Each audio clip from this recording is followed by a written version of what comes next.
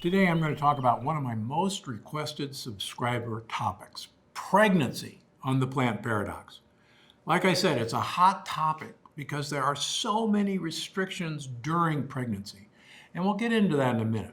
But first, I need to ask you a question. Are there any health-related topics that you want to know more about? Maybe the latest trend diet, or the study you read about in the news, or that one weird ingredient you've been dying to try. Whatever you're curious about, leave a comment below and tell me about it. This channel is here for you, after all, and I want to make sure you're getting the information that helps you live your healthiest life, no matter what it may be. So I want to hear from you. In fact, I'm making this video because so many of my subscribers want to know about the plant paradox and pregnancy. Whether it's about foods to avoid, foods to eat more of, or simply how much to eat.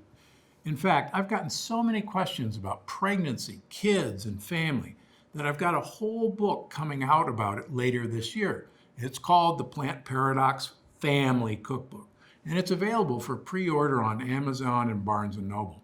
And I'll go into more depth in that book, so consider this just a start. Now, before I get into this, let me just say, I am not your OB, and you shouldn't use this video instead of medical advice. But if you're curious about eating the Plant Paradox way during pregnancy, keep watching, and maybe even share this video with your doctor. That way, you can get the best health advice possible, customized to you. So, can you eat the Plant Paradox way while pregnant? The short answer, certainly. After all, if you're pregnant, you're growing a person from the ground up, and you want those building blocks to be strong. So it stands to reason your diet should be strong too. And if you're already on the Plant Paradox or you're considering starting, good. Because when you give up sugar, lectin-loaded grains, and other unhealthy processed foods, you're taking great steps to keep your body strong, nourished, and healthy. So, what else should you give up during a Plant Paradox pregnancy? Now, most doctors will recommend you give up raw or undercooked foods, and I agree. Yes, even if we're talking about foods on the Plant Paradox yes list. And if possible, that extends to plants too, early in pregnancy. Because raw plants are loaded in lectins, and because they're anti-nutrients, they could keep your body from getting the nutrition your baby needs to grow strong. You should also make sure you're eating plenty of folate-rich foods. Folate is essential for protecting against birth defects, which is why it's a key ingredient in prenatal vitamins. And good news, if you're on the Plant Paradox plan and looking to increase your folate intake, some of the most folate-rich foods are Plant Paradox friendly. Think asparagus, omega-3 eggs, flaxseed, and pressure-cooked lentils. Another thing to make sure you're eating plenty of is gut-balancing foods. After all, mom's microbiome is essential to baby's lasting health. I see new studies about it every single week. You see, birth gives a newborn its first dose of gut bacteria. It's a messy process after all. And that dose of bacteria helps baby with nutrient absorption, strengthening the immune system, and healthy brain function. It could even keep them protected against disease.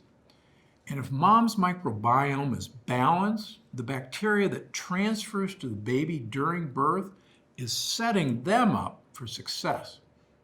So, what foods are microbiome balancing? For starters, look for things with plenty of dietary fiber, especially resistant starches. That includes avocados, light-colored leafy greens, millet, sorghum, sweet potatoes, jicama, and pressure-cooked lentils. Also make sure to work some Plant Paradox-approved fermented foods into your meal plan. Sauerkraut, kimchi, tempeh, and miso are all great options. Between the prebiotic dietary fiber, the probiotics in fermented foods, and the fact that you're not eating sugar or refined grains, which are bad bacteria's favorite foods, you're setting yourself up for a fully balanced gut throughout pregnancy and delivery, and setting your baby up for a better chance at lifelong health. Now, before I go, there's one other thing we need to talk about. Should you be eating for two? Now, some people seem to believe that being pregnant means they should be doubling the amount of food they eat. And the truth of the matter is, that's completely false. You do not need to eat for two at any phase of your pregnancy. I promise. Most experts believe you need only around 300 extra calories a day during pregnancy. That's about one generous scoop of coconut milk ice cream or a really filling serving of guacamole and sweet potato chips. A great blend of fat and fiber for pregnancy. Now, I understand a lot of women feel extra hungry during pregnancy or experience unusual cravings. But do your best not to go overboard and to find healthy alternatives to those junk food cravings. If you're constantly hungry, try eating smaller meals throughout the day and make sure you're eating plenty of fat and fiber. And even if you've been an intermittent faster before pregnancy, please talk to your doctor before continuing, at least for the next few months. Fasting, especially longer fasting during pregnancy, may not be advisable. Your doctor can let you know what's best in your situation. When it comes to cravings, look for healthy alternatives to some of those craveable foods, like bittersweet dark chocolate, sweet potato chips, or even pizza with a cauliflower crust. Got the stereotypical ice cream and pickles craving? Try a little homemade Gundry-approved ice cream drizzled with good quality balsamic vinegar for that sweet and tangy flavor. And when it comes to pregnancy, the most important thing is listen to your body and your doctor too. Eat healthy whenever possible and enjoy the next few months and years to come.